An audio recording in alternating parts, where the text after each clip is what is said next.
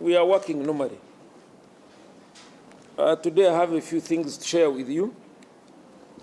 To begin with is our ritual of lockup. By this morning we have 42,193 convicts. We also have 36,134 remands, together with 632 debtors, making a total of 78,959 prisoners, and kids who are with their mothers in prison are 303. These prisoners are kept in 269 prisons, grouped in 19 regions, and being managed by 14,925 staff. I am here to inform you that at least PLE and UC exams were successfully concluded as far as Uganda prisons is concerned. And we thank all those who helped their relatives to sit the exams successfully. This morning, a total of 70 prisoners, that is 66 males and 4 females, have smoothly started their journey of answering the exams of UACE. And we continue to wish them success in their exams. I'm here to communicate a message from the Commissioner General of Prisons that as the MPs, local leaders, and special groups join into the ongoing campaigns, a directive to all prison officers from the Commissioner General is that discipline, rigorous discipline, must be maintained. And at the same time, duties must be executed professionally as usual. Anybody that exhibits any acts of indiscipline will be dealt with accordingly. Permit me to repeat this. Any prison officer who acts contrary to the discipline requirements of the service will be dealt with accordingly. And finally, people are looking for Christmas. I mean the conmen and fraudsters. I've got a number of calls, people asking me the recruitment. Others have already paid money to be recruited into prisons. I am here to help those ones who want to be helped. We are not in any process of recruitment as of now as Uganda Prison Service. And even when the recruitment begins, government jobs are not for paying for. And when you pay, please keep it to yourself, because you have paid, they have not given you a receipt, now you start complaining that you have been conned. Why don't you ask the right people before you spend your money? So I want to urge you to desist from being deceived by those who tell you that the process of recruiting into prisons has come and some money must be given to facilitate the entry into Uganda prisons. It's not true. Thank you very much for listening to me. Do I have a question? I go to Uganda. Okay. Amachaga rero abasibe betwina mu makomera tuina abasalire emitwale 4,293 abakyaliremba n'emisango bali emitwalo 3,634 abamabanja bali 632 omugate babasibe emitwalo 7,859 abaana balina bamaama baabwe mu makomera ag'enjawulo bali 303 abasirikale abakuuma basibe bano bali 1,425 njagala kutegeeza eggwanga nti abasibe baffe bamaliriza okukola ebigezo ebya PLE ebyekyamusanvu ne by'esseniya y'okuna bulungi era tulinze buwanguzi bwereere. Amakya ga leero mpozi tulina abasibe 7, 66 basajja 4 bakyala abatandise olugendo lwabwe lw'ebigezo ebyahaya oba kyetuyita UACE era tubaagaliza obuwanguzi mu bigezo byabwe naye webukeredde nga ebintu bitambula bulungi.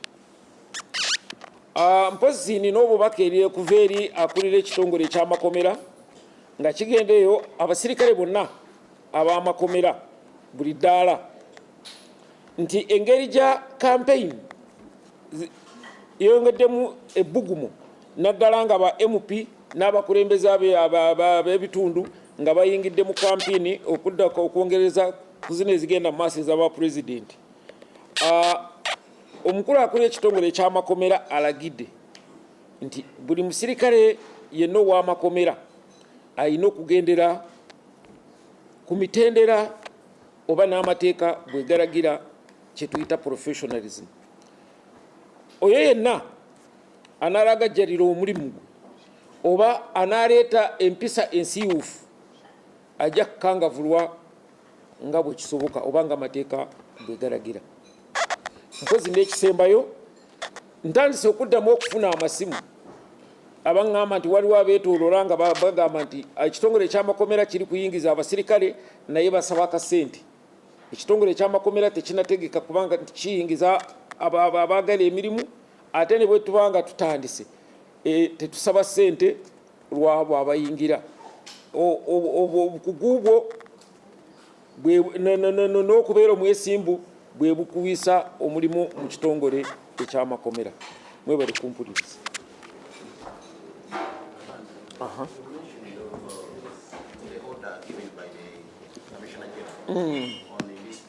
Yes. During the campaigns, which type of indiscipline? Because we know officers, most times officers of prisons don't go until when they are called upon. Which type of indiscipline? Of course, the indiscipline, according to the standing orders, I'm not going to go here, but the indiscipline is like a prisons officer is not supposed to be a politician. So anybody who goes on a rally to campaign or anywhere and you start campaigning in favor of a particular party, that one is indiscipline. Anybody who misuses social media, posting yourself with the uniform, declaring your support for a particular candidate, all of those are aligned to discipline. As you know, we participate jointly with police in public order by the crowd control. Anybody who goes for such a duty and misbehaves, let's say by recklessly attacking the people who have come to listen to their candidates, by having, we call it a discreditable conduct. If he act contrary to what he has been briefed to do, it is indiscipline. Unfortunately, we have the standing orders, we have the Prisons Act, everything is there properly, what should be done. Now, that's why like the communication, even communication, you have to be very careful. Public service has guidelines. Fortunately, everybody who is a prisons officer must have gone through the process of what should be done and what should not be done. And we shall continue to guide them because we have the regional commanders on the ground, we have supervisors from headquarters. This is a wake-up call because excitement is getting high, and that's why the Commissioner General is doing that.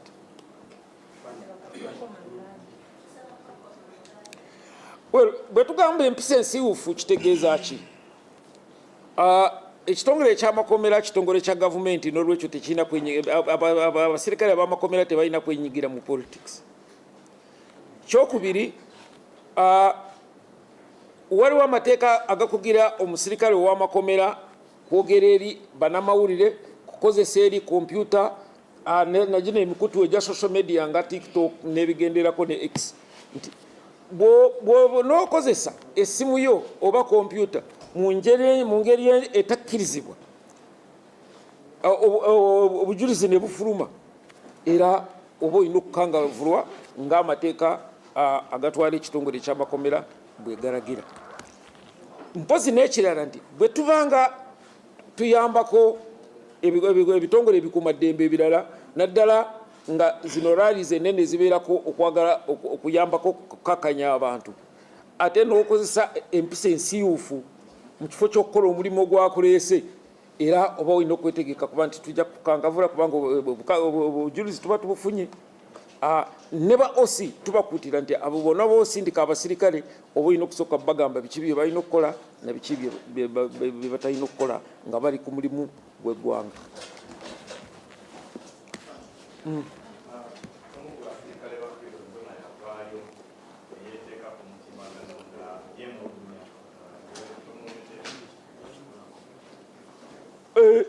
Oyo nga bwe nawandiika ku Friday nti abadde afulumya obutambi abadde afulumya obutambi ku TikTok ne X obumu ng'ayimba n'ennyimba z'ebibiina olulala ng'ayogera ebitasaanye kuba nti bye bya social media era yavunaanibwa na kati process kubanga bigendera mu mitendero station yafuna obujulizi nemuwozesa nesalawo ensala yaayo nesindika ku region yabisindise ku headquarter era kyemanye mu nnaku ezitali zawala bagenda muyita ku headquarter n'obujulizi ekirungi weebuli ne bwogenda ku TikTok noteekaka ampi ojja kulaba vidiyo zonna kati ate oyo kiba kitegeeza nti kye banaasalawo sijja kugamba nti tugenda mugoba kubanga nsinze ndi ku kakiiko abali ku kakiiko bwe bajja okusalawo kiki ekirina omukolera naye nze mukulaba bwe mba ntunuulira mu giraasi emirembe gye oba ebiseera bye mu kitongole ekyamakomera bijja kuba bitono nnyo kubanga eyo enkola si bwe tukola ng'ekitongole ekyamakomera. neyanze dde kumpuliriza tukwatagane.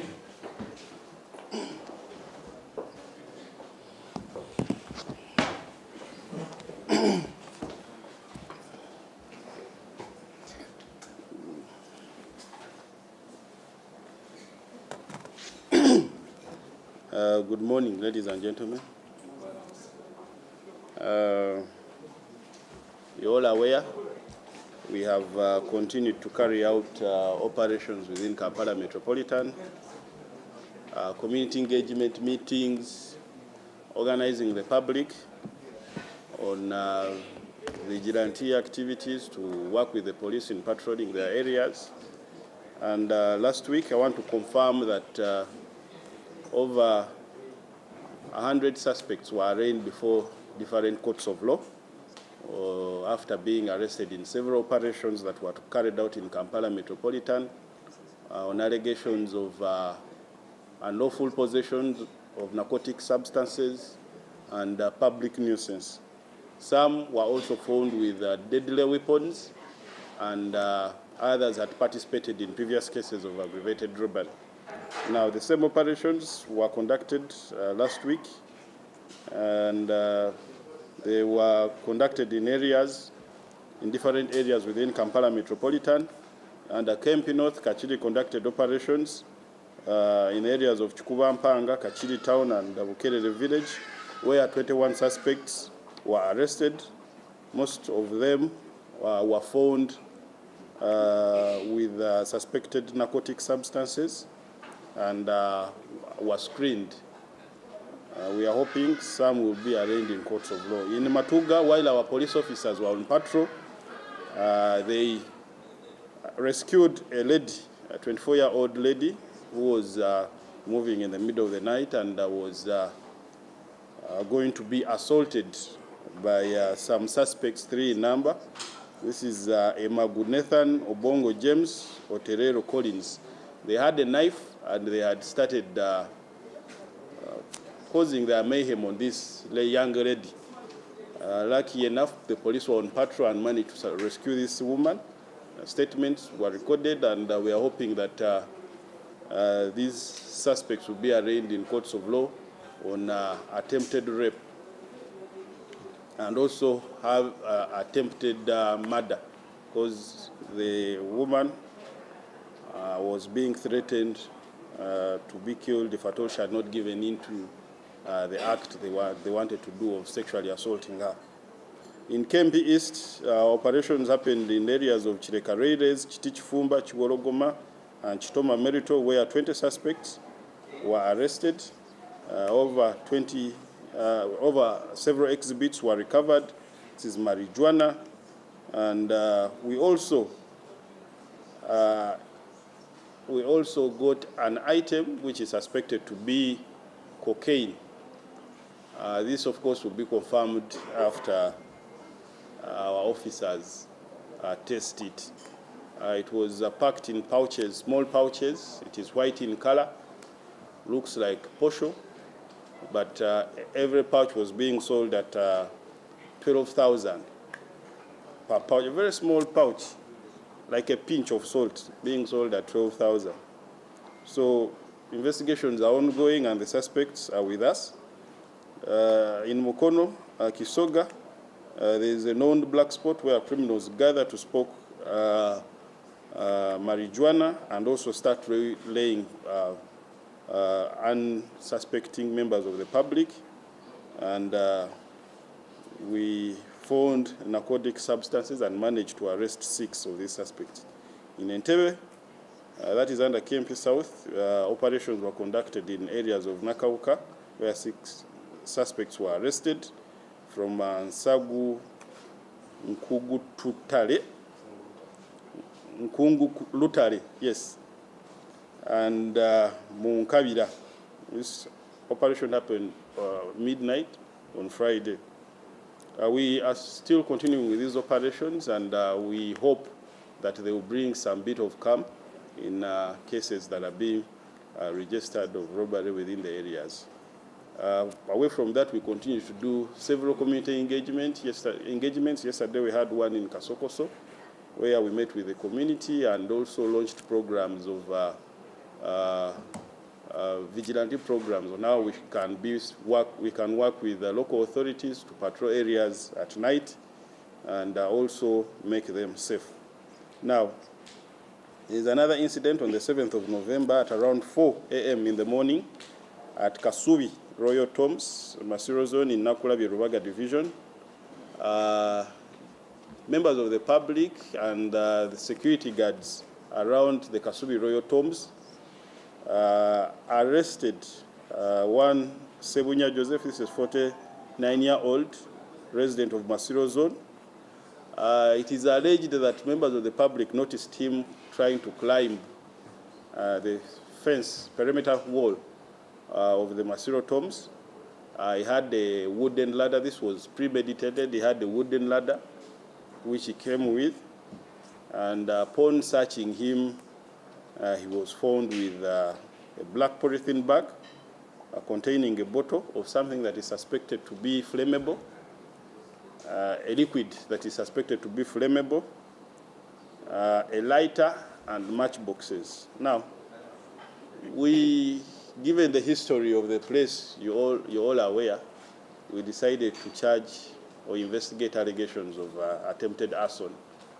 Until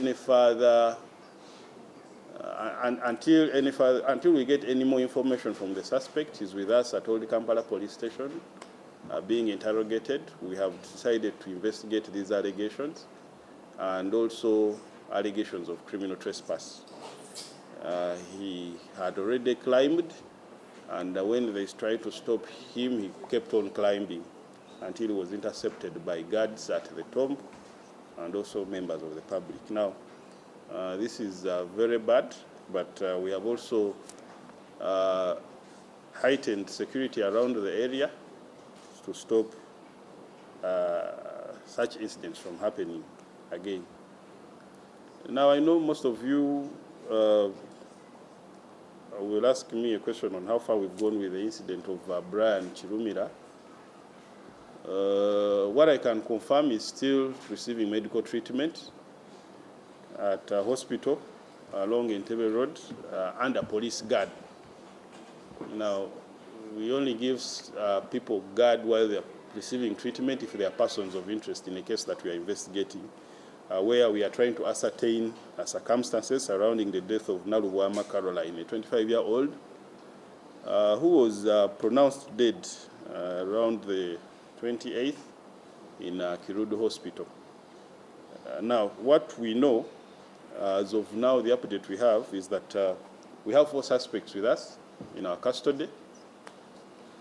And we have also established that actually, away from the information we got from the suspects and also the people that recorded statements earlier, that the incident happened on they informed us that the incident happened on the 24th of October. This is actually not true. What we know is that the incident happened on the 22nd of October and was reported to the police on the 27th. Now, those are quite a lot of days. And that means that they took some time to report this matter as they were probably trying to treat the victim. The victim was first rushed. Now, we also discovered that the victim was first rushed to a nursing home. It is called Mabirizi Nursing Home, where she received treatment, and upon knowing that they could not handle this case in particular, they referred the victim to Kirudu. Now, what happens after that is that the victims didn't have money, or the caretakers of the victim didn't have money to pay the hospital on the on the bill that had accumulated. The people who managed this hospital decided to withhold the victim until they made payments to the hospital. And also this included confiscating a laptop that was belonging to one of the caretakers of the victim. Now, we have decided to arrest Nambarira Joyce Irene, who is the owner of the facility, and was demanding for money from the victim. And because of this negligence of withholding the victim, who was badly off and already referred to a facility that would take care of her, the victim died upon reaching Kirudu. We believe this hold up of about so many hours could have also played a part in the death of the victim. So we are holding her on allegations of negligence causing death. We are also holding 2 other people who are suspected to be maids, and another who is suspected to be the wife of Brian Chirumira. These are Nalunga Daisy Abaho Daffin and Nakato Nava. We shall be giving you more details. The file is still being perused by the resident state attorney. We are waiting on the advice on how to go further in this investigation and whether it can be sanctioned on the suspects we have in our custody or not. So more details will be availed, and we shall keep you posted. Muruganda.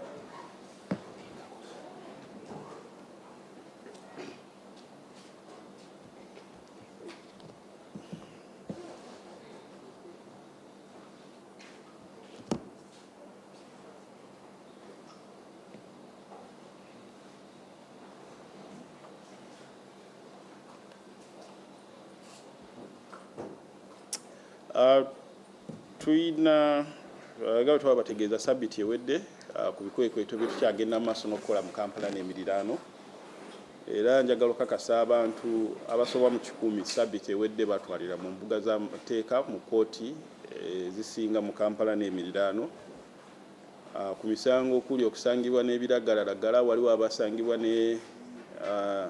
n'ebisa ebyogi, waliwo n'abasangibwa n'ebintu ebibbe, nga walimu n'abamu poliisi yali enoonya ku misango egy'okwenyigira mu bubbi, era nabo batwalibwa mu mbuga z'amateeka.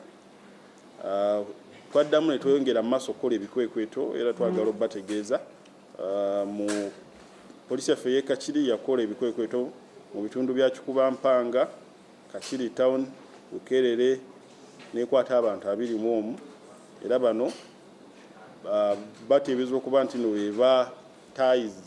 batayiza abantu ekiro ne bababbako ebyabwe era basangibwa n'ebintu ebiteebereza okuba ebiragalalagala. Poliisi yaffe y'ematugga mu kaweefube w'okulawuna ebitundu byayo yagwa ku bavubuka 3 bano nga baali bagezaako oba nga bali mu nteekateeka ez'okutuusa obuliisamaanyi ku mwana ow'obuwala ow'emyaka 24 era yasobola obbakwata nga kuno kwaliko Naguru Nathan, Ubongo James ne Oterero Collins. Baali balina ekiso era nga kino kibakozesa okutiisatiisa omukyalo ono bamutuuseeko obuliisamaanyi. Bano bakutwalibwa mu mbuga z'amateeka olunaku olwaleero. Poliisi yaffe y'ekireka yakola ebikwekweto ku kireka Leire ekira ne bakola mu kiti Kifumba, Kiwologoma, Kito, Mamirito ne bakwata abantu 2. Bano basangibwa n'ebiragalalagala nga mulimu ne bye tutatera kusanga mu bikwekweto ebiragalalagala ebiteebereza okuba nti nno cocaine. Cocaine ono biba biragalalagala naye nga biri mu mbeera ya ssaano nga bifaanana ng'akawunga era babadde babusibira mu kaveera nga butono nnyo era nga ku katale bagamba akantu ako akatono ennyo bwe katyo kagenda kugumu 2. So abakugu baffe bali mu nteekateeka za kuba nti bakebera okakasa oba cocaine oba nedda.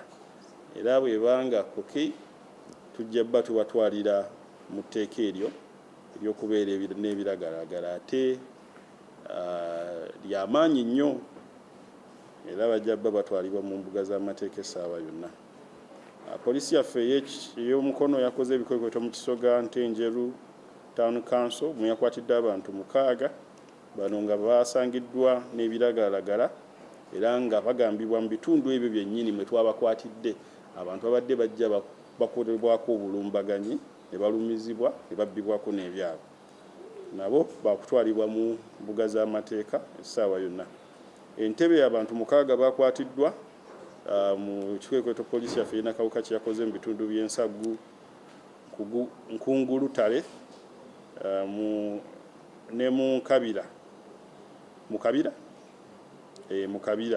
Kikwekweto kino kyakoleddwa kiro ekyakeeseza olunaku olw'okutaano era nga abakwate bonna bakusimbibwa mu mbuga z'amateeka. Waliwo n'ekikwekweto waliwo n'ensonga endala gye twagala okwogerako twalabye ng'eyitingana mu mawulire era nga twagala ogikakasa nti kituufu tulinawo omwami Ssebunya Joseph alina emyaka 49 ng'ono mutuuze wa Masiro zooni nga yasangibwa nga agezaako okulinnya actually yalinnya ekikomera naye abatuuze baamulaba tannakirinnya ne bagezaako muyita n'akirinya ng'akozesa eddaala sigamba nti nno gegana amadaala g'osanga oba n'okwata ekiti n'olinnya ddaala yambaawo buliti nga lirabika bulungi ng'olabira ddala nti omuntu ono yabadde yeetegesa okukola ekikolwa kino. N'alinnya n'ayingira naye abatuuze basobola n'abakulu abakuuma mu Masiro munda basobola okumuddukirira ne bamukwata. We baamwekebejja bamusangamu akaveera kano kabaddemu akacupa ng'akacupa kano kalimu ebintu bye tuteebereza okuba nti no petro ne tumusanga ne layita n'ebibiriiti. Layita abajwi basigala mugimanyi n'ebibiriiti.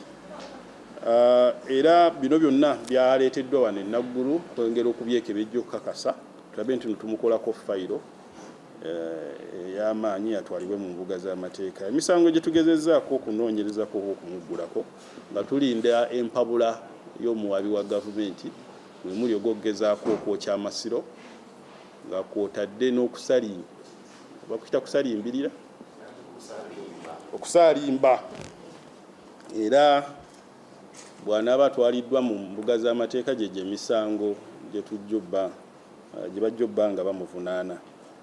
So essaawa zino akyali ne poliisi yaffe y'Old Kampala nga bwetugezaako okulaba nti nno tumanya ebisingako wano kigendererwa kyabadde ki akola yekka n'ebirala tadde okubeera nga tugenda ne waabeera okwekebejjaayo n'ebirala naye nga mwenna mumanyi emmere eyaliwo mu ggwanga era kyetukoze nga Kampala n'emirala mu poliisi y'Old Kampala kwe kwongezaawo deployment okulaba nti no tusigala tulawuna n'okwebaza abatuuze okubeera nga babadde bulindaala ne beetegereza embeera eno ne bategeezako poliisi ku ssaawa nga 10 nno ez'okumakya naye ne basobola okuba nti nno batangira kyandibadde ekintu ekibi ekyandivuddemu oluvannyuma lw'ekikolwa kino singa kyabaddewo.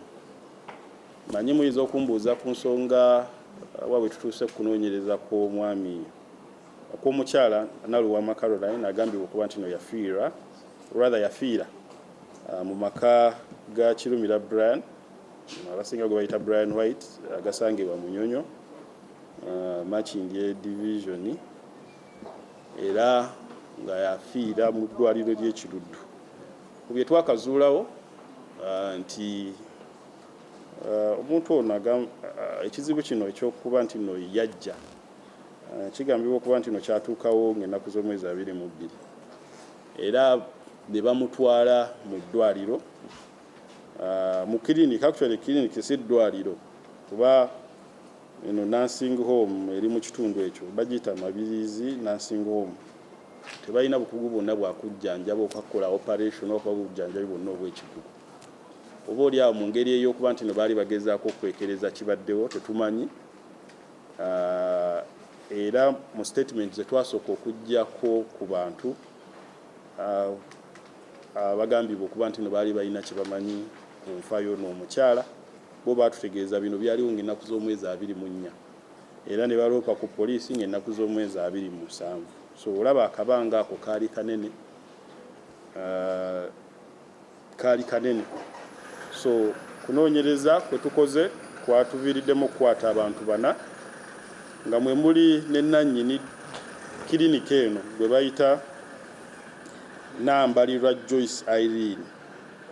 Nambalirwa Joyce Irene ono kumukwata kyaddirwa funa obujulizi nti oluvannyuma lwa Naluwama Caroline kuba nti eddwaliro lyalimu eryono omukyala lyali tetusobola kuba nti no litusa obujjanjabi obusaanidde eri ebiwundu byali alina ebisago byali alina bamurifaringa okuba nti nagenda Ekiruddu naye bamala okukola rifaara eno biiru yali yeeyongedde biiru ya ssente ze baali babanja nga kiriniki era ne basaba abaali bali ne Naluwama okuba nti no bagisasula.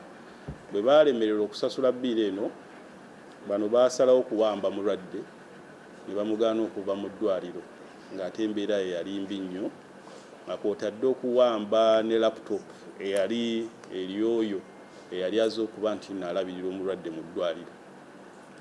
So kino ekikola kya bulagajjavu era tujja kuba tukwatagana n'abatwala ebyobulamu mu ggwanga abagaba zi layisensi kumanya abantu bano layisensi bagiyina bwe baba bagiyina ekikola kye bakola kisaanidde nabo bakole okunoonyereza okwabo oli awo bagisazeemu kuba ekikola kino kikyamu. Obanga oli mu bizinesi yakutaasa bulamu togaanira muntu ng'ate olaba agenda kufa. So omuntu ono bwe bamala okukkaanya nga wayiseewo ebbanga ddene okugezaako okumutuusa Ekiruddu era yamala n'assa ogw'enkomerero kyetulowooza nti akabanga ako nga tebamuddukiridde kumutwala mu ddwaliro erina obukugu naddala ku muntu gwe bookezza ffena tumanyi nti obukugu obungi buli Kiruddu awo omuntu gwe bookezza oba ayidde kyamuviirako okuba nti naafa. So twamukutte n'abantu abalala 3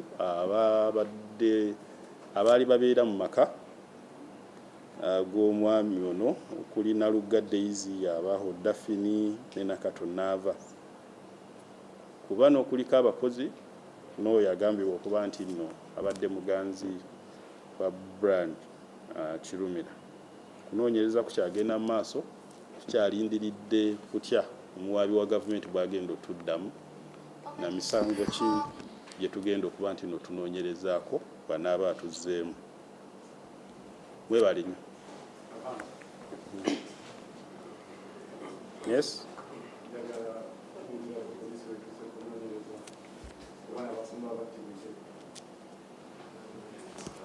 Ebyo jja bibuuza mukama wange nga zze. Weebale nnyo.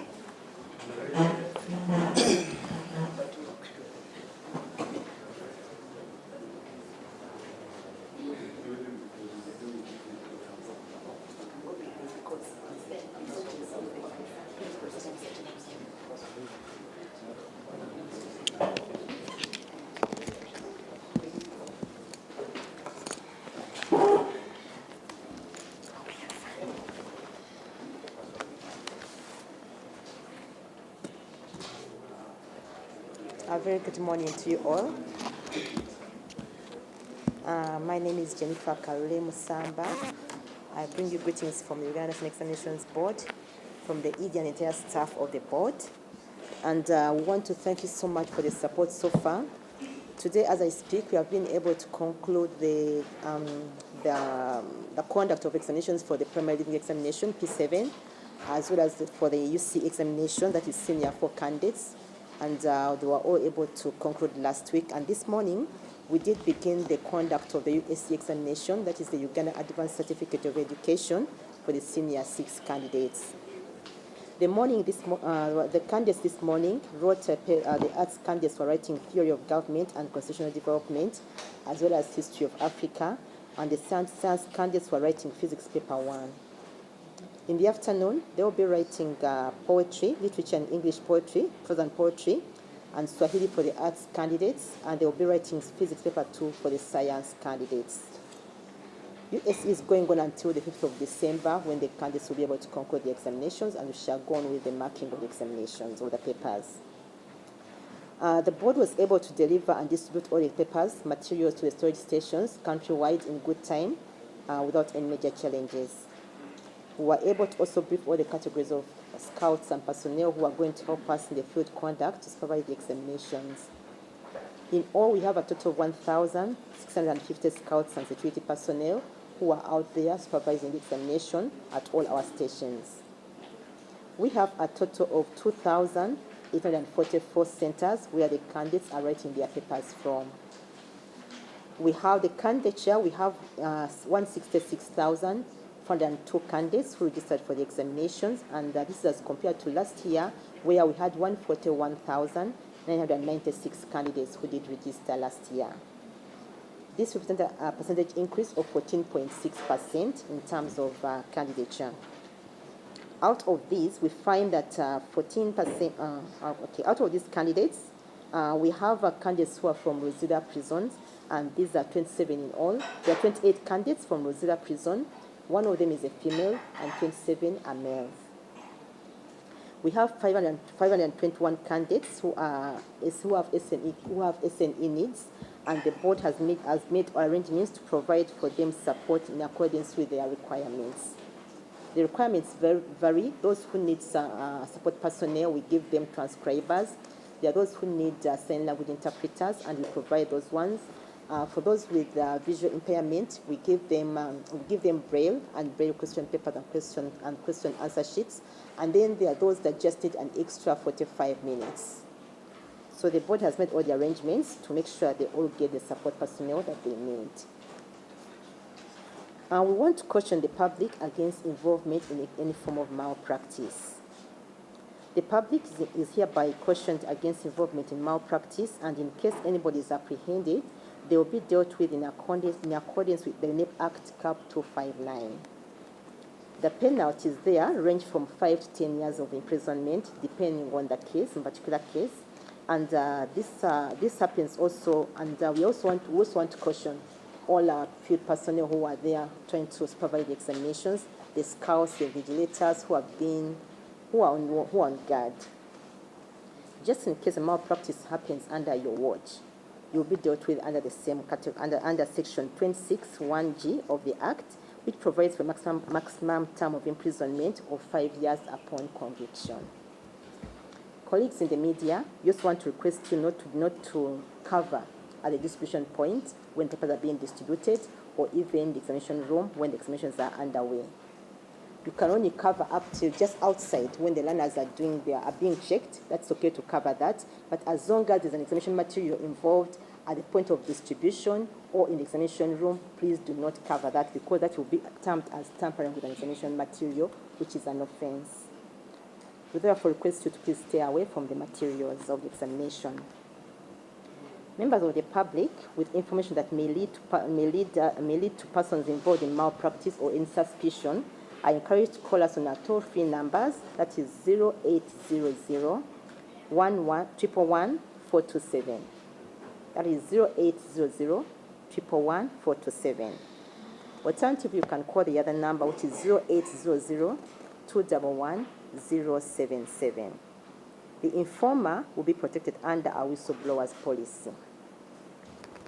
I would like to give you an overview of the UCE and POE examination, which was conducted, which ended last week.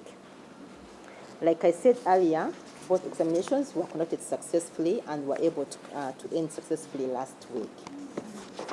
These examinations, both the UCE and USCE, we find that we had a smooth field conduct for both the POE and UCE examinations, and POE was from the 3rd and the 4th of November, and the UCE took 4 weeks. That was from the 10th of October to the 7th of November. We want to congratulate the candidates upon the successful completion, and we want to thank everybody who was part of this process. We had a total of 16 pregnancies at POE level, and rather at UCE level. UCE, I beg your pardon. 16 pregnancies that were reported to us. We had 3 pregnant girls, we had 3 breastfeeding mothers, as well as 1 delivery. All these were supported and were able to do the examinations. At POE level, we had a few hardship cases during the POE conduct, and this was mainly because of the rains and the water that were flooding, trying to disorganize, and our teams were disorganized, but somehow the community, security personnel, as well as the local governments were able to work together and ensure the learners were able to do the examinations. In Lira district, we had one of the roads, it's called there was at Swamp, Swamp, and it did flood, so it was hard taking over the examinations for those 2 days. However, the district local governments were able to provide the transport required to deliver the examination to the schools. There were about 6 of them, and they were able to conduct the examination. And in one case, for a school called Agweng Modern Primary School, they had to transfer the learners to another school called Aleberere Primary School. For the other schools that were cut off, the local governments were able to provide the transport to transport the examinations, and the candidates were able to write the examinations in a conducive environment. In Katakwi district, we had 8 schools that were affected by the heavy rains. The classes were all flooded, and our teams working with the district local authorities were able to transfer the candidates to nearby churches. However, there was one school called Nyangariam Primary School that did not have a church nearby, and the community people were able to join in. They tried to drain the waters. They put holes into the classrooms. They drained the waters, and then they put some stones in the area to enable the candidates to write in a conducive environment, and they were able to write examinations. As a board, we are very grateful to all the community members. We are grateful to the local government authorities. We are grateful to everyone who was involved in the successful conduct of the POE examination. We had a case in Kavale where one head teacher of Ravava Primary School, the one Sheija Drake, was arrested for denying a duly registered candidate of POE from sitting up his paper of mathematics. This was on Monday, the very first paper, although the candidate was able to see the other papers later, but he will not be graded. And he was charging him for not being able to pay an extra 70,000 shillings, which was meant for coaching. This head teacher was on Wednesday arraigned before court, and the chief magistrate did charge him for wrongfully denying access to education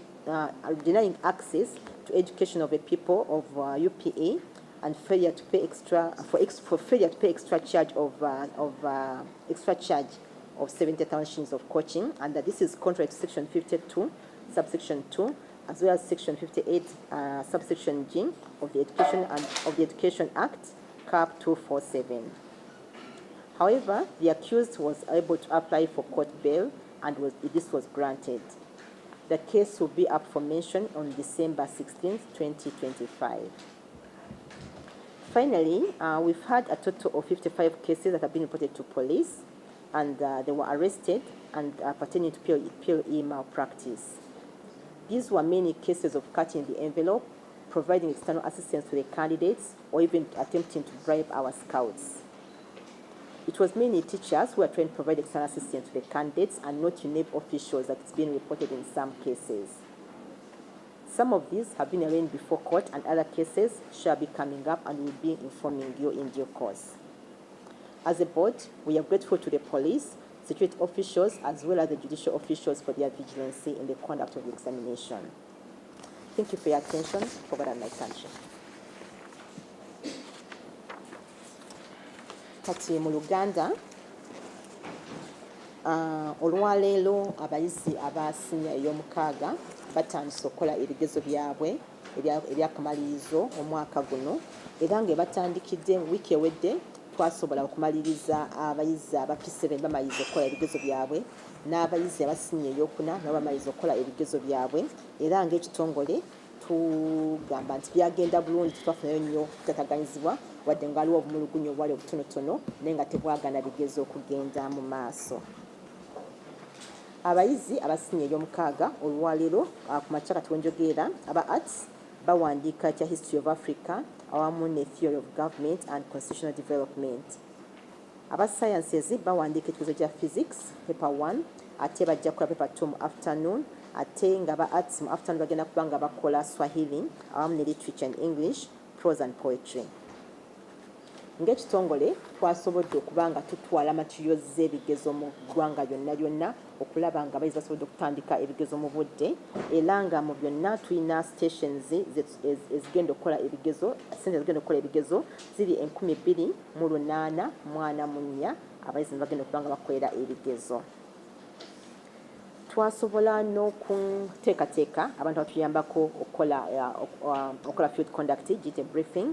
Bano nga tulinamu abonabona betugenda okukola nabo bali 165 nga mulimu ba scouts nga mulimu ne bannaffe aba security abatuyambako okukuuma ebigezo masomero gaffe gano gonna. Abayizi tulina 166,442 bano nno nga beeyongeddeko butundutundu 25 beeyongeddeko butundutundu 18.6 ku buli 100. Bw'ogeraageranya n'abayizi abakola omwaka oguwedde twalina abayizi 14,199.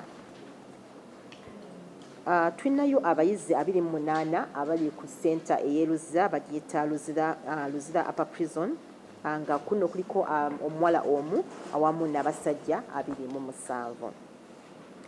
Abayizi abeetaaga obuyambi oba balina obulemu ku mibiri gyabwe tulina abayizi 521. Bano nno nga ekitongole kigezezzaako okulaba nga tubawa byonna bye beetaaga okusobola okukola ebigezo byabwe obulungi. Bonna awamu tubawedde kikalamu 5 ze tubongeramu okuza bannaabwe abalala. Kati waliwo abeetaaga sign language interpretations tuteekawo abo abantu abalala tubawa abatasobola kulaba tubawa braille ne tukola braille question papers ne braille answer sheets obasobozesa okuwandiika ebigezo byabwe.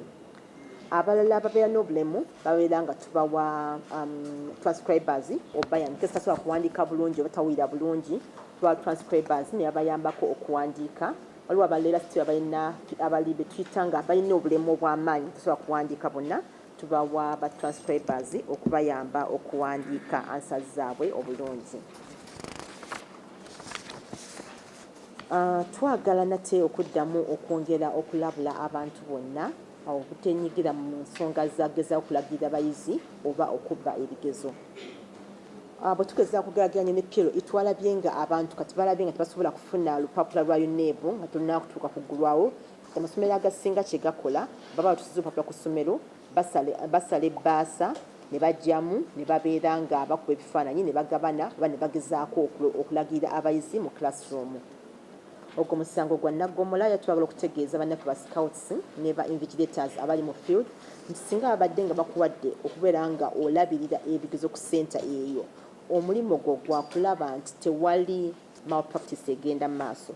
Wabula singa malpractice egenda mu maaso ku senta kw'oli bajja kukwata omusango gwa Nagomolo. Omusango guli mu section 26 ya etteeka ya UNEB 26 era nga basobola okusiba emyaka 5 okuba okuwa engasi ya $20,000.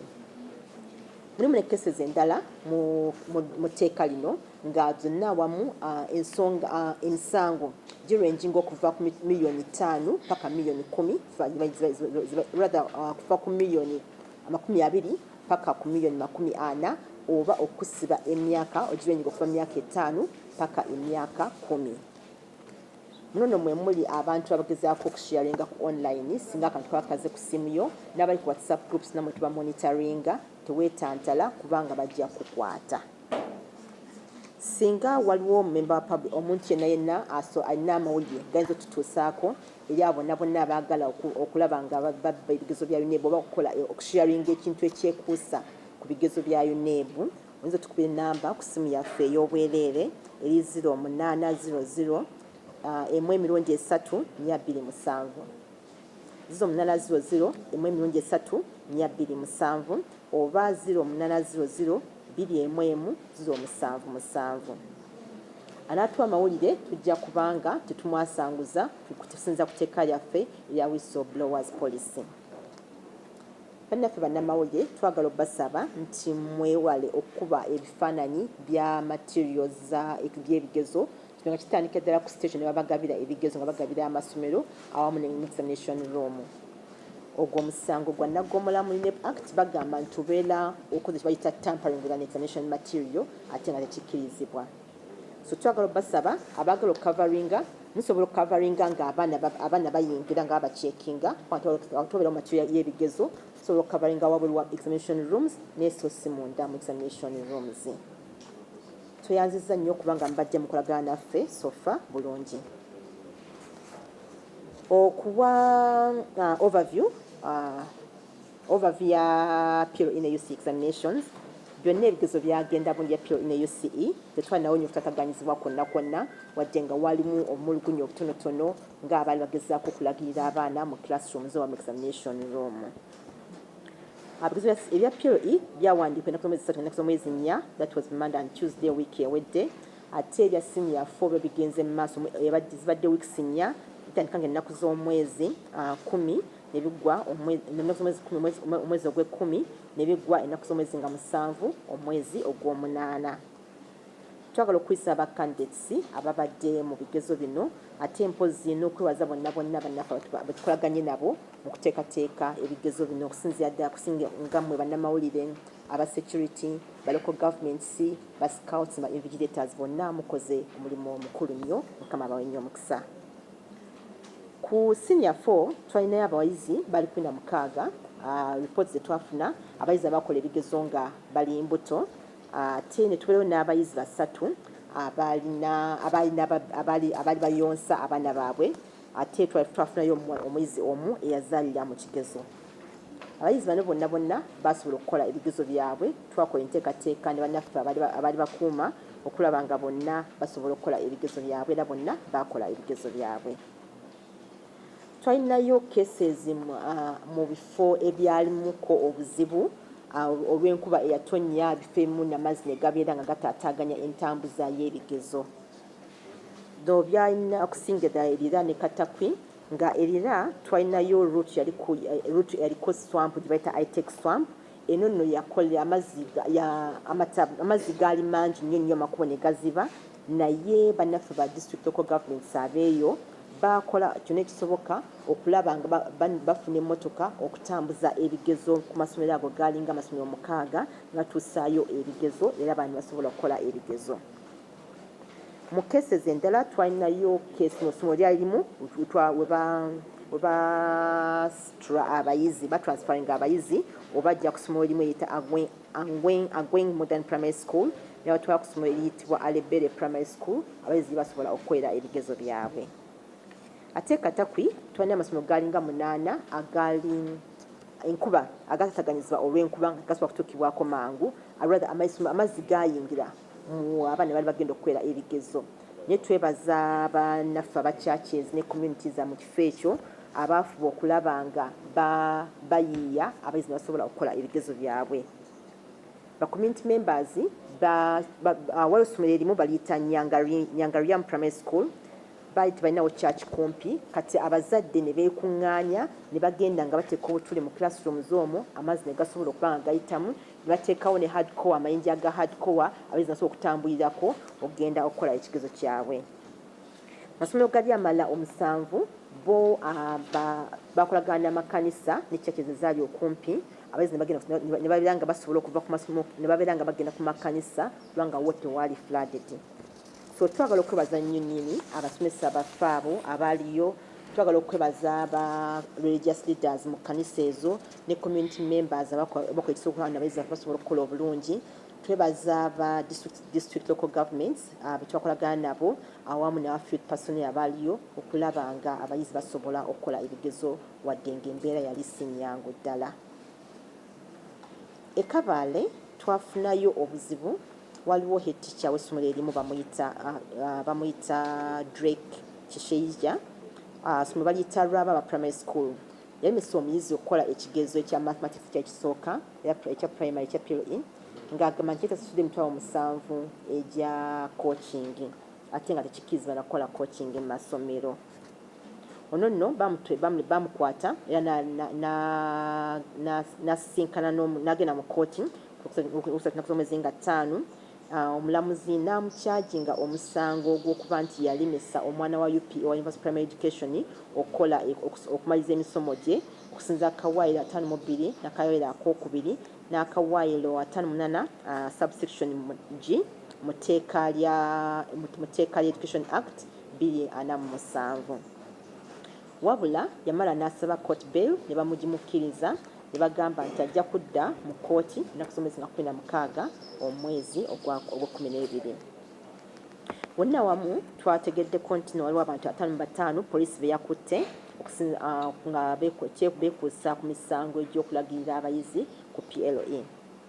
Bano abasinga mulimu abadde bagezaho okusala ebbaasa ebbaasa z'ebigezo nga bazitambuza okuva ku station paka ku masomero. Abalala babadde bagezaako okuwa scouts baffe bribes obakkiriza okulagirira abayizi ate abalala babadde bagezaako ddala nakulagirira abayizi mu tayimu y'okukola ebigezo. Abamu ku bano wiiki ewedde bagenda mu makooti ate abalala tubasuubiza okuba nga bagenda mu kooti wiiki eno mpozi n'ennaku ezinaaba ziddako. Ng'ekitongole twagala okubaza bannaffe aba police awamu n'aba judicial officials abakoze omulimu omulungi ennyo okulaba nga batuyambako mu kulwanyisa obubbi bw'ebigezo mu nsonga eyo. Mubale nnyo, Mukama abawe nnyo omukisa.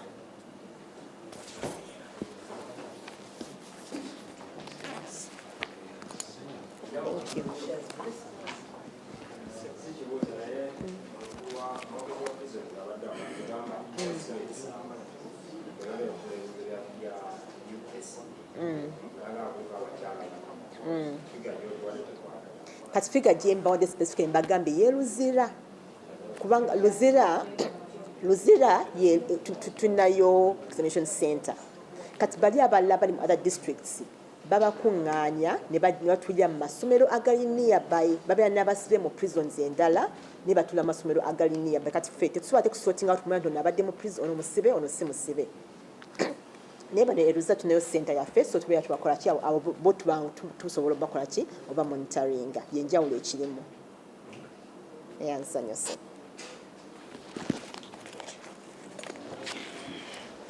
Thank you so much.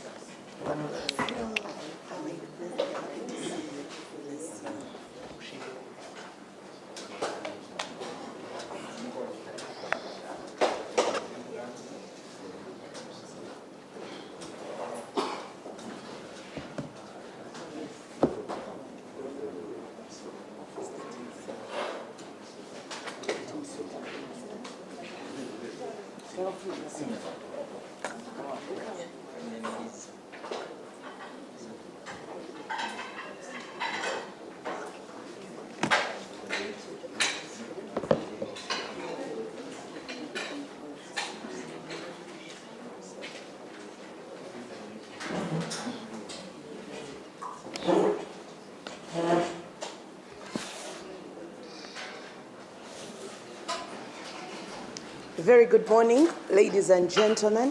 I bring you warm greetings from the National Identification and Registration Authority. This morning, I come before you to address you on two pertinent issues. We are going to address particularly the issue of how we are accessing feedback and the mechanisms we continue to use to be able to access that data while making sure that you are protected and that your personal data is protected. We have observed with concern that as we begin to receive our cards, and allow me to interject and congratulate those that have received their cards, and continue to commend all of you that make haste and check with your district office for availability of your card. But the main concern that we have here in between is that we have noted that there are so many scrupulous persons who are middlemen who have turned the process of soliciting feedback or access of service into a money-making venture.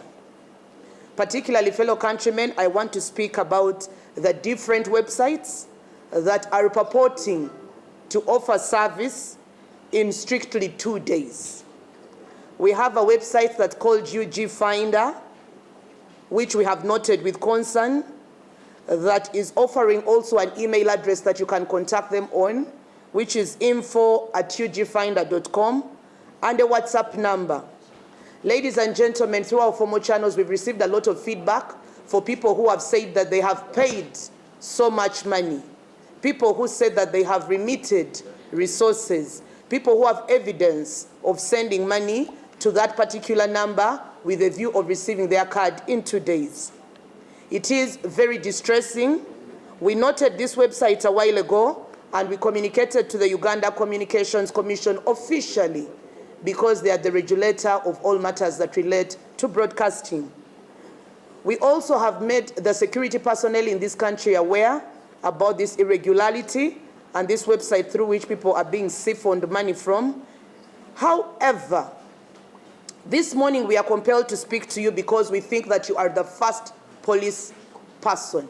You are the first intelligence officer. That the government of Uganda can create so many laws to guard you. The government can put in place structures to guard you. However, if you do not make the rightful choice, you will still be robbed. And so this address this morning is to empower you, to open your eyes, and to guide you appropriately. The Communications Commission is in the evenings of blocking this website. However, I know that many Ugandans have VPNs. And therefore, when you have a VPN, the website will still open. So when you go and ask for Express, it will open. And when you go there, you'll be prompted to pay a particular amount of money with a view of commencing your process, and then you will not hear from them again. So now, which are the official handles for NIRA? I did come with this screen, and the team is going to put them out. I feel compelled that I need to show you what a legal website for NIRA looks like. I also need to show you what the Hawks website looks like, so that when you see it, you will run for your life. When you see it, you will not use it. For now, the TikTok handle for the National Identification and Registration Authority is only NIRA_UG in small letters. So the other websites where NIRA UG and the person has said the NIRA guy, it is a hoax. Another account that will say NIRA UG official, it is an hoax. And we have noticed that there are many people following them, people who are paying money, and so we feel compelled to give this level of clarity. We have one WhatsApp number. And if you're listening this morning or watching us, please put it in your phone book and delete any other number that relates to NIRA. The official WhatsApp number for NIRA is 0766 501 071. We also have a WhatsApp channel, which also is called NIRA, or National Identification and Registration Authority. We are also on YouTube in capital letters at NIRA_U and G in small letters. We are also on X, formerly Twitter, as NIRA_ UG. On Facebook, we are National Identification and Registration Authority. However, I must put a disclaimer. You will not find new information on Facebook because of the legal framework that governs Facebook now in this country. So we only have that one account which is not actively maintained because of the legal dynamics that we have currently in our country. We also have a website which is worldwideweb.nira.ug. So now, if you're dealing with any other handle that does not belong to those, ladies and gentlemen, you're doomed. Before I proceed now, I'm going to take a minute to stand up and explain. Now, the website is nira.go.ug home. This is the display of our website. Now, ladies and gentlemen, when you come to NIRA and you want to pay fees, all government fees are paid through a bank.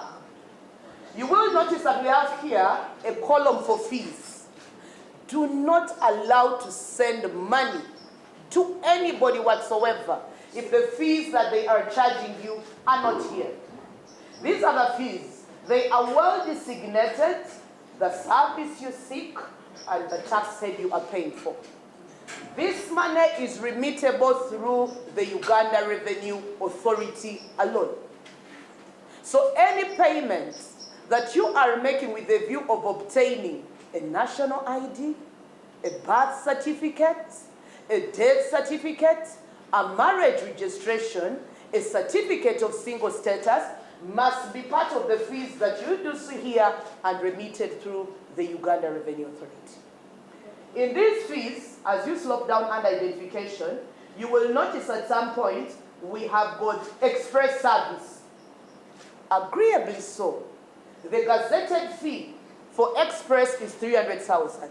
However, because we are in the mass enrollment and renewal project, this fee is not yet active.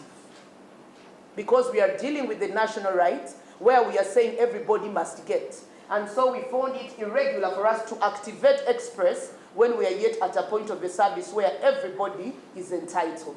And the bare minimum of horizontal and vertical equity is that we are all Ugandans. So for now in this project we are saying every Ugandan is equal, regardless of who they are. And then when the project has ended, we will activate express. For now there is no express. Do not be cheated. I will take a minute, having allowed you to view this website. You want to go up on top, please? Now that you have viewed this website and seen the service, I want to speak about forms.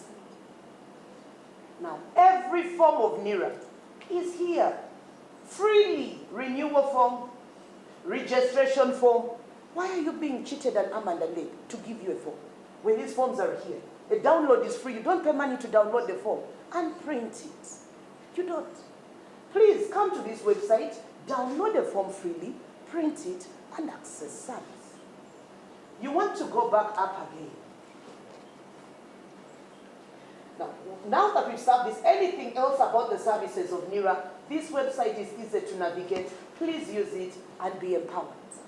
Now then I go to the devil in the house. Open for me the fake website. Now, it's called UG Finder. It says NIRA ID producers. Now, UCC, I have made it clear, is the body that governs broadcast, even the internet. It is in the evening of working on it. There is this number. You see it here. I will not publicize it. It is okay. This website, it uses the picture of our president, the audacity,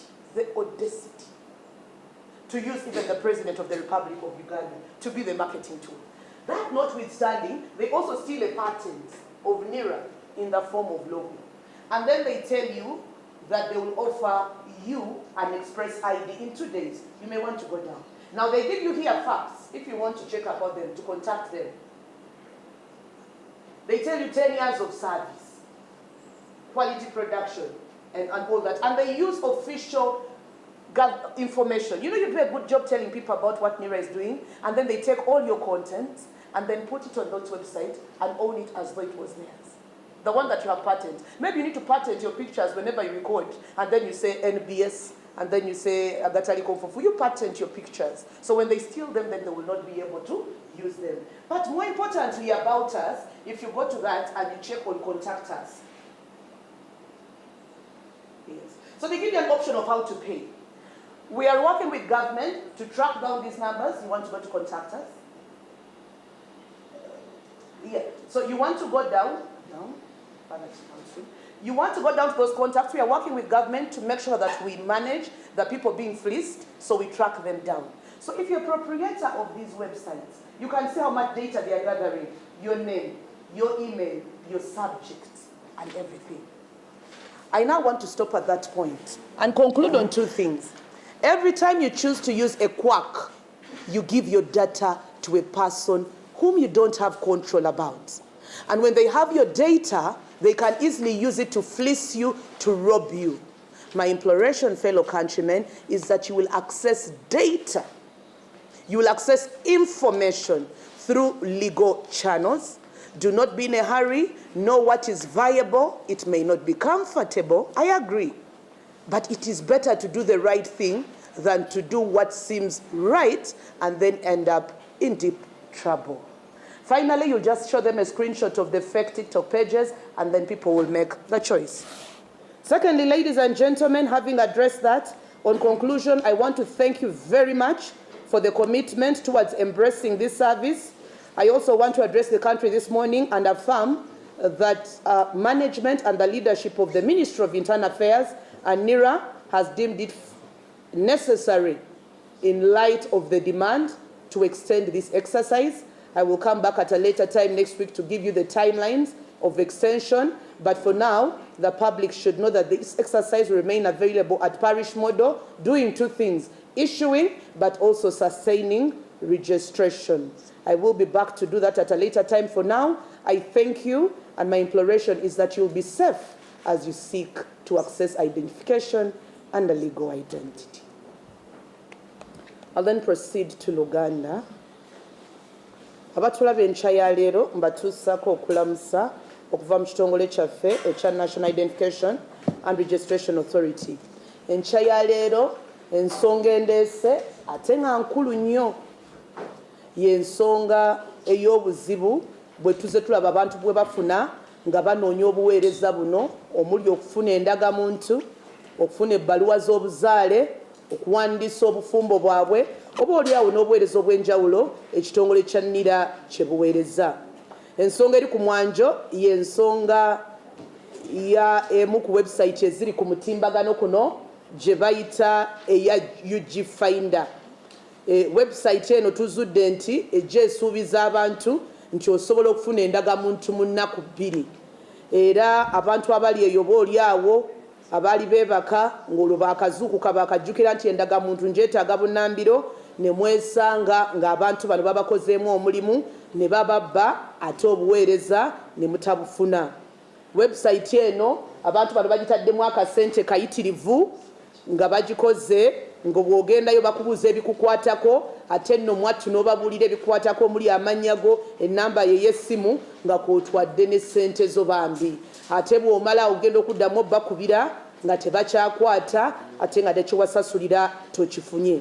Awo nno kwe nsinzidde ne nga nti enkya ya leero kambalage ku mutimbagano omutuufu ogwa NIRA bwe gufaanana. Mbadde nsaba muntereko ku mutimbagano guno ogwa NIRA website abantu balabe bwefaanana, ate butya bw'oyinza okujawula. Website eri esooka eya NIRA, the NIRA website, website ya NIRA, era nayimiridde era nja kuddamu nyimirire bweki bwefaanana. Bw'ogigula ojja kulaba efaanana bweki eriko bweki kalogo kaffe, ate bweki bweraga n'obuweereza obw'enjawulo. Bannayuganda bannange, website yo bwe mugigula batera okubagamba musasula akasente. Njagala okubajjukiriza nti ebisale byonna ebya NIRA byesasula kwebiri ku website kuno, era oli nga bwakusaba akasente ng'agamba nti ngenda kuwa certificate y'obuzaale, ng'ojja kuno ku mutimbagano gwa NIRA ng'okebera ng'ogamba ebisale byo byansabye byebyo ebituufu, ng'obikebera kuno. Kabe kasinge nga weekolera bank slip yo nga gwe kennyini weetuukira mu banka oba ng'oddira essimu yo ng'osasula ng'okozesa mobile money. Ensonga ey'okubiri, bw'aba akugamba nti foomu za muwendo, foomu zino ku mutimbagano kweziri zonna. era oli bw'aba ayagala okubba ojja genda wano ku mutimbagano era onyigewo foomu zijja kujja mpitirivu ey'okuzza obujja ey'okuwandiisa obuzaale bw'abaana ez'obufumbo kwegamba twazaawula bw'oba oli ku bya bifumbo waliwo segimenti yammwe bw'oba oli ku byakufa abafudde waliwo segimenti yammwe bw'oba oyagala bali be baakazaala nammwe mulina segimenti yammwe buli foomu yonna na buli bisale byonna bikwatagana n'ennira kwebiri kuno era kisoboka okufuna obuweereza nga tolina bw'oyiseemu nga weetuukiridde ku mutimbagano kuno ne weesomera ne weetegerera era n'ofuna obuweereza mu ngeri etali mu kukontana. Njagala okugendako ku website enkyamu eri UG Finder ey'abafere. Website eno bweti bwefaanana era nayo yabba akafaananyi kano akanyira akalimu engeri ya patenti era nabo tubagirira abapoliisi ensonga eyo bagitegeddeko dda naye nga bw'okkirira eno wansi bw'otunulira ttiimu yaabwe gallery. I think they have a part where they have images. Olaba abantu bano abamanyi ku tekinologiya ebifaananyi bino babiyita artificial intelligence AI. Bino ebifaananyi bw'obyetegereza nga basoma bulungi oba ng'oludde ku intaneti bw'obyetegereza bya intaneti eriyo omukenkufu omugezi gwe nasekeredde kuba alina bafolowa nga miliyoni ku TikTok yampeereza ovakalala mukyala Kereya baatubye omuvubuka ekkololo yansabye $3 ne mugamba nti aliwa nampeereza erinnya lya Sebuliba nasoose kuseka nga sinnamusaasira kuba mu kutegeera okwange nabadde ndowooza nti engeri gy'alimu olulooya n'engeri gy'alina digiri ebbiri yabadde tasobola nageeza omwetegereza bwe namulaze n'ategeera kaakati ebifaananyi bino bya artificial intelligence ekitegeeza nti ababikosa bayaaye bagezigezi bakosa lukujjukujja okwefuula kye batakola ki kye batali gino emirimu tetugiinaayo era tegiriiyo kale website eno aba UCC nga bwe bakola obutaweera okugiggalawo njagala okulambika bannayuganda nti mugyewale n'essekwewala ebiriko si bituufu byabayaaye era beenoonyeza byabwe. Ensonga esemba njagala ogendako ku TikTok ono. Juzi nalaba obubaka obwagamba nti TikTok we Uganda alina ebizibu nkuyanja. Abantu bano abamawulire bwe mukola omulimu omulungi ne mbatuusaako obubaka bwange bano nabo bwe bamala nga nabo baddira bye muwadde abantu nga baleeta okugeza ono Nira UG office omulaba laba bwakugamba reach out to the Nira guy. Olina akugamba nti ndi Nira guy kitegeeza nti kyesa agoberako bantu biwandiiko ne mugende abannayuganda 63,613 ate ne bababba olumala n'oŋŋamba nti Kereya ate naye mugezi yakugambye nti UG Finder is a scam ng'ate naye muyaaye oyo naye muyaaye naye akulaga nti ne munne muki muyaaye ate bwe mumala ne mumpeereza nti madamu Kereya yantuteeka emitwalo gyange 5 kale nsaba tubeere bagezigezi ng'abaana b'emisota nga bayibuli bwetugamba twawule njagala ne akawunti ndala naye ndaga akawunti ya Nira entuufu oziraba zizino ompitirivu Nira Uganda Nira UG Nira naye email yaffe ya Nira nsiiba nziramu email z'abantu banzibye ne mbagamba nti bane muwandiisa abaana nga tokyetaaga buli lw'oyagala okwewandiisa kubanga sikaleze batuusa okubba tulaba mumpulira mugaa nti madamu Kereya siyambiddwa kuba oyagala okumpaayo akakadde sikaagala kuba system tekikkiriza kubasaba nga tokyetaaga ofuna obuweereza. Finally TikTok account ya Nira eriemu yokka yesemba eya Nira UG. Can you show them the official account finally? Your account? Eya Nira UG. So ndooza nkomyawo bayibuli egamba mube bagezigezi ng'abaana b'emisota ate alina amatu awulire. Ekisembayo njagala okugumya eggwanga n'okubeebaza abanoonye endagamuntu obuweereza buno bw'okuwandiika abantu bujja kgenda mu maaso ku parish. Lwaki bayongeddeyo twazudde nti abannayuganda ate bwe twabagamba nti ennaku ziweddeyo ate mwattu ne bayiika kale ne weewuunya naye olw'okuba nti gavumenti eriwo lwakubeera mmwe era tukolera mmwe era mu njogera y'ennaku zino bagamba kiyamba mmwe kale tujja kuba tukyaliyo twongere okubawa endagamuntu zammwe ate n'okuwandika baasigalayo. Nkubiriza abazadde bonna nti omwana we oluwummula bw'aba teyagenze ku ssomero kakasa nti omukolako. Akawunti ya Nira entuufu yo twazudde nti TikTok okumanya mugyagala naffe twayeka tugendeyo akawunti entuufu yeeyo Nira_UG mu nnyukuta entono nga bwe tukola ne UCC okuggala endala engeri gye mwagala okwettanira TikTok naffe katubeeyo twongere okubayigiriza ate n'okubatuusaako obuweereza. Mbeeyanziza nnyo mwebale kumpuliriza enkya ya leero. Kakati Etaati mulongoza Abuuza sente meka ze bakabba department yaffe eya legal awamu neya CID zatula wamu n'aba UCC awamu n'abo abanoonyereza ku nsonga ezo tujja kuba tubawa lipoota eva mu basecurity ng'etunnyonnyola akawunti ezo batuusewa n'okuzigala sente meka ezibbiddwa ku bannayuganda nawa gye bababbidde olw'okuba nti ensonga eno ekwata ku ffe ffenna ng'abannayuganda tujja kuba tukola obwerufu ng'ate tubategeeza ebivudde mu ebyo kuba tukkiriza nti bwe tunaababuulira obulungi mu lujjudde ne mu lwatu kijja kubayamba okwongera okwekuuma nga mukozesa omutimbagano ku nsonga eno we've opened the file with UCC okunoonyereza kugenda maaso ogwaffe ogwanira gwali gwa kuwandiika ne tukooti nga baatubuulira ne tubawa lipooti ezo kati security ekozesa financial investigation zaayo ejja kusobola okusaba efune retrieve of the statements and then arrest will happen. Tweyanziza nnyo tweyanzike.